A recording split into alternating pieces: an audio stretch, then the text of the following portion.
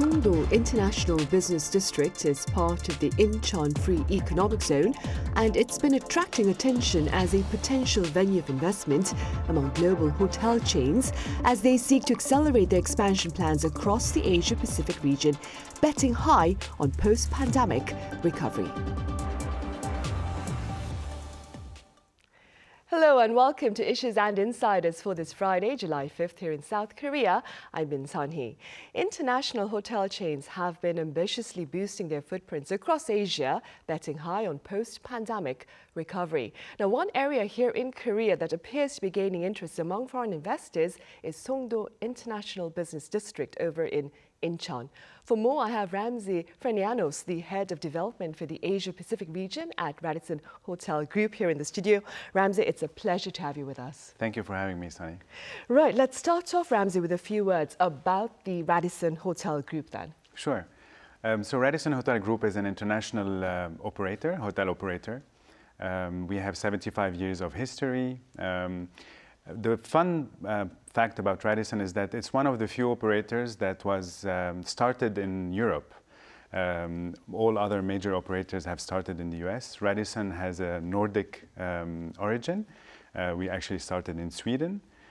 So the DNA of the company is quite different from other hotel operators. We have 1,400 hotels globally. We're present in 95 countries. And of course, Asia Pacific is a key market for us. You are in charge of Radisson's development here in this particular region. What can you tell us about your business strategy for the broader Asia-Pacific region? Sure. So Asia is really the hub for us. It's a market where we believe has potential growth. When you look at the other markets globally, Asia is really the only market where growth is steady. And this is due to many factors. So the way we look at Asia Pacific is really having an international mindset with a local reach. So we have spent the past 3 years implementing what we call business units in each big market. So we have a big business unit in India for South Asia. We have a business unit in Bangkok for Indochina. We recently opened the Korea office with our representative, Mr. Danny, and the same for Australia. So we're really trying to be close to our owners and guests. In our industry, we have two stakeholders, the owners and the guests. So we're really trying to reach them as much as possible and be as local as possible for an international brand. Right. Ramzy, the Radisson's portfolio continues to expand across the Southeast Asia and Pacific region. Could you tell us a bit about your group's interest in this particular region? Yeah, sure. So we have recently been acquired by a conglomerate based in China. So the focus has really now been more aggressive on Asia Pacific. The headquarters of Radisson is based in Brussels. We have a big head office in Singapore. So Asia Pacific is really one of as I said before, the fast-growing market for us. We have decided to invest into the countries. We have decided to invest into people. And we're really bullish about the coming years, specifically also in Korea. We feel there's a huge potential for leisure tourism, but also business travel is very strong in Korea, and therefore we have opened an office last year in February. And the reason why I'm here is, of course, trying to push for more business and network. Right. So what part of Korea is Radisson interested in? Well, all of Korea. I think Korea has, a very rich and diverse landscape. So if you come to Seoul, it's a very busy city with leisure and business. If you go to Jeju, it's a more resort area. So we really believe that the nature of Korea is very attractive for hotel operators like ourselves. I think the landscape in Korea is still very early stages, if I may say. It's a very classic approach to hospitality, and we believe with Radisson we can bring in some fresh blood to the market with exciting new concepts and exciting new brands. Right, and speaking about brands, Ramzy, I understand that Radisson Blue, this particular brand, will be established in Songdo over in Incheon. Why Yes. was Songdo selected for Radisson Blue? Well, that's a good question.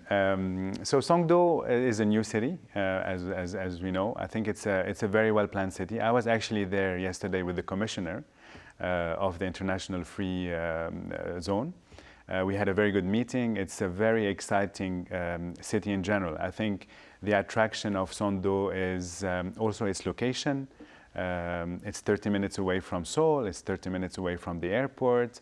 It's very well planned, and we believe that by integrating a Radisson Blue, which is our upper upscale brand in Songdo, will cater for, first, I think, the business travelers. You know, a lot of major companies have moved their research, a lot of bio research, a lot of universities. So really all the good ingredients that a hotel operator like us need to make a successful hotel. So Songdo is actually a very exciting new destination, new city. Right, and speaking about Songdo, for a broader perspective on Songdo's prospects as a lucrative investment venue, I have a scholar with us to share his thoughts about Songdo's prospects as, of course, a lucrative venue. I have Professor Yang Jun-seok of Economics at the Catholic University of Korea. Professor Yang, it's great to have you with us. Happy to be here. Right, Professor, Songdo, it's located in Incheon city, which is also a free economic zone. For the sake of our viewers who may not be familiar with this designation, do tell us a bit about Korea's free economic zones. Okay, well, free economic zones, or FEZs, were created in 2003, and it was actually created to carry out multiple goals. At the time, Korea was seeking more investment overall, but then as now, some inefficient or outdated laws and regulations are making investment difficult. And in particular, Korea was seeking foreign direct investment to attract technology and create jobs for Korea. But also, Korea was suffering from underinvestment or overdevelopment, depending on where in Korea you were. So these FEZs were stationed throughout the country so that they can attract investment to certain geographical areas. So free economic zones are where foreign investments will be offered various incentives, including tax breaks and business incentives, and where some of the most burdensome business regulations and laws will be eliminated or weakened for foreign investors. And because the zone will be designed for foreign investment, there will be more concentrated resources and services available specifically for foreign people who are working in the area. And these areas were spread strategically around Korea. So currently, Incheon FEZs, there are 9 FEZs spread throughout the country, and each of these are designed to concentrate on specific industries.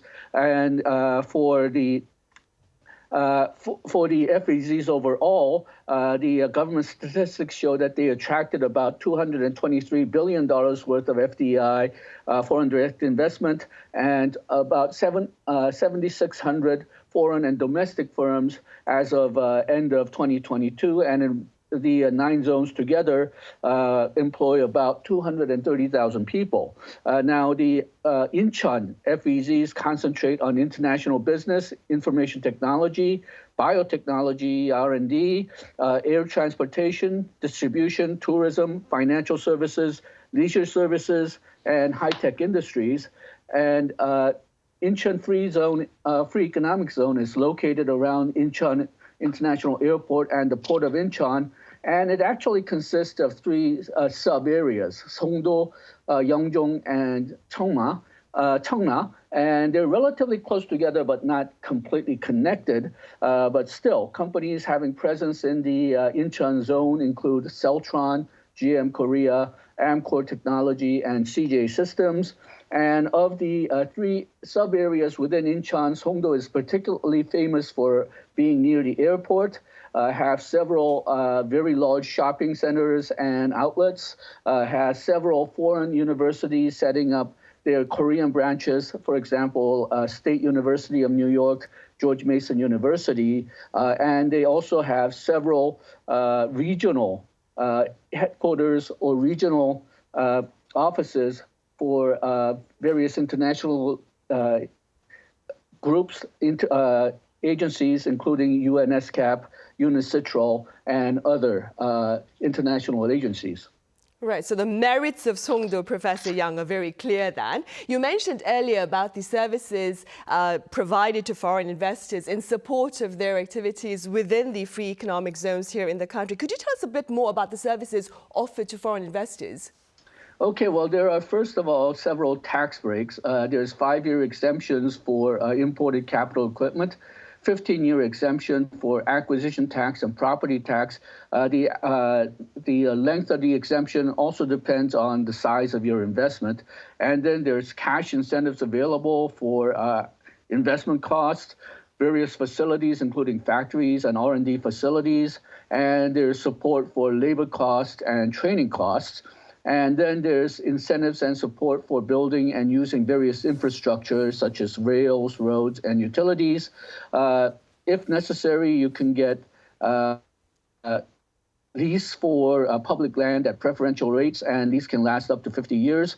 And then there's certain exemptions for labor regulations, such as obligatory hiring of certain age groups or handicap that companies that are located in FZEZs can be exempt from. And there's partial exemptions from foreign exchange transaction regulations, which makes foreign exchange transactions easier.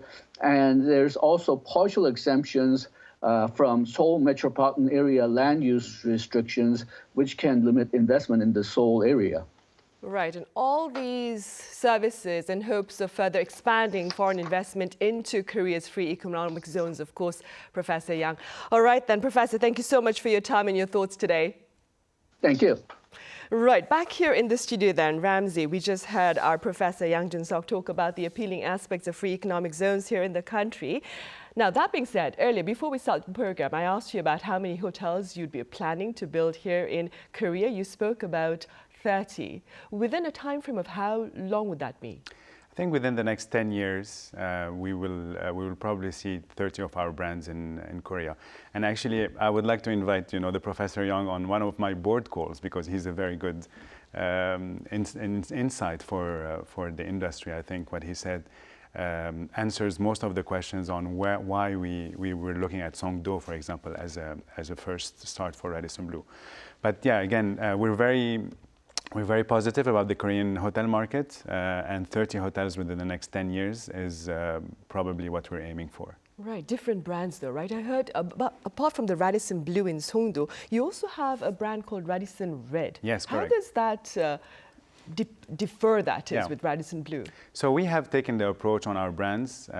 We're quite different from other operators. We have 10 distinct brands. So we're very concise on the offering.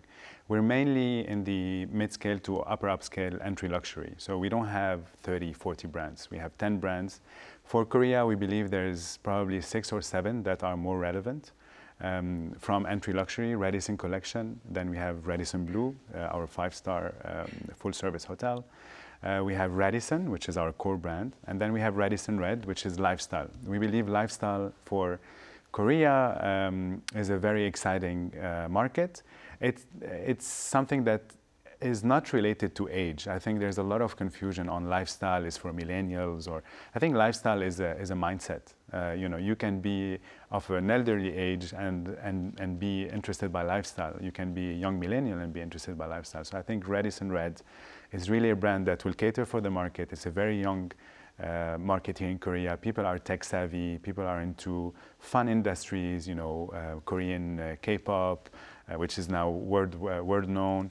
So we believe that Red is really a brand that can attract a lot of travelers. And our approach of branding is really everything revolves around the Radisson brand. So Radisson is the core name. And then we have different levels. So Radisson Blu, Radisson Red. So the Radisson name is really the core of all our branding, which I think makes it easier for consumers and owners to understand a bit the differentiations between each of them.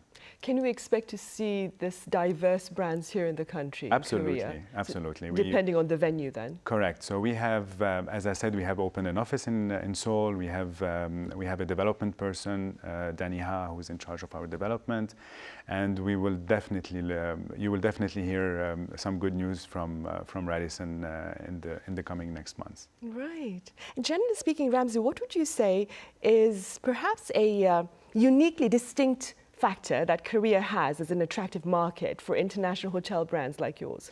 I think the culture is very rich. You know, when you're traveling from Europe, when you're traveling from the US, today people are all about experiences. I think the past 3 years or 2 years of COVID opened up the mindset of travelers, and I think people want to be connected more with local culture, with the local experience, and this for an international operator like us is very interesting because we can still have our international brand standards, which gives confidence to a traveler that know our brand in Europe, traveling to Korea. He know what to expect if he's going to stay in Radisson Blu. So there's a minimum standard, which is, you know, size of rooms, services. But again, as a traveler, and you know, we discussed it before, I'm 180 days on the road. I like to wake up in Seoul and feel I'm in Seoul. I don't want to feel I'm in Spain or Thailand. Or I want to wake up in a room where I will have my coffee machine, I will have a comfortable bed, but I want to feel connected to where I am. I didn't do 12 hours of travel to wake up and feel I'm in a European city when I'm here. So I think the rich culture of the Korean culture is really something that we want to play. We want to, again, come with our international knowledge, but a local flavor. And I think this is what people want at any level. You know, we don't have to go to luxury to feel that. I think people have their own means. When they travel, they have their own budgets.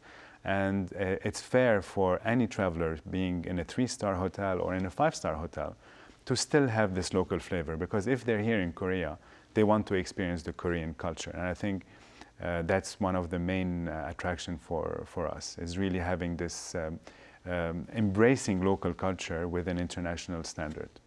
And here's the very difficult question, but you asked for it. Ramzy, if you're thinking about incorporating the Korean culture into your venues here in the country, yes, which is placed, of course, here in Asia, and quite a number of Asian countries share common cultural practices to a certain extent, yeah, that is. What can we expect at your hotel in Korea to let us know that we are here in the country? Will we have K-pop playing in the background, or will you have Korean art placed in these rooms? That's a very good question. Absolutely. I think for us, it's really first understanding the market. You know, and that's why I'm spending a lot of time here. That's why we're investing into the country. You need to know who your customers are, either local customers or international travelers. And I think for us, it can start as simple as having Korean food at breakfast for people that don't want to have an omelette in the morning because they had it at home. So, you know, the diversity of the breakfast area is quite important. Local art, you know, you can be in your room and have a beautiful art piece that doesn't have to cost millions. You know, it can be a local artist that is becoming quite relevant into the art scene in Korea. Definitely K-pop in our red. You know, it could be something where we could organize small private events with upcoming artists. So all of those are very relevant for Korea. And as part of better understanding the local culture, I understand you'll be traveling this weekend to Jeju, where Correct. You're also planning to open up a hotel. That being said, could we have a few words about your near future plans for here in the country? Sure. So I think the good thing to start with would be Seoul. You know, Seoul is the capital. For us, we see it as a hotel operator. It's very important to have hotels in the capital cities where transportation is quite easy. So for any hotel operator, the two main factors, KPIs, I would say, is transportation. How easy is it to access the hotels, and infrastructure. So Seoul is really where we want to start. But then again, I think from a destination perspective, Busan is quite interesting. I was there last month. I'm going to Jeju tomorrow. And we really think that the leisure market in Korea had a boom during COVID because people could not travel. And now we see it declining a bit, which I believe is only a fact that there's not enough offering, and there's not an offering that answers the need of the Korean travelers. And we feel that there's a big potential for that. If you go to Jeju, it's a very conventional approach on hospitality. You know, the hotels are very conventional, proper hotels, you know, nothing wrong with them. But I think that today's traveler and the Korean people want something different. And that's why usually they tend to go out of Korea, which I think is a missed opportunity for Korean hotel owners or investors to keep them into the country. And it's a very diverse country. You know, you have mountains, you have sea, you have a lot of things to offer. But I think from a programming perspective on the hospitality side, this is where we believe there's a lot to be done. So for us, it's a blank page, and we're very happy to write it together with the local population and the local owners. Right, that's a very interesting insight. All right, Ramzy, thank you so much for your time and your thoughts today. Thank you. Right, well, on that note, we end this edition of Issues and Insiders. Thank you for watching. Have a great weekend and see you same time next Monday.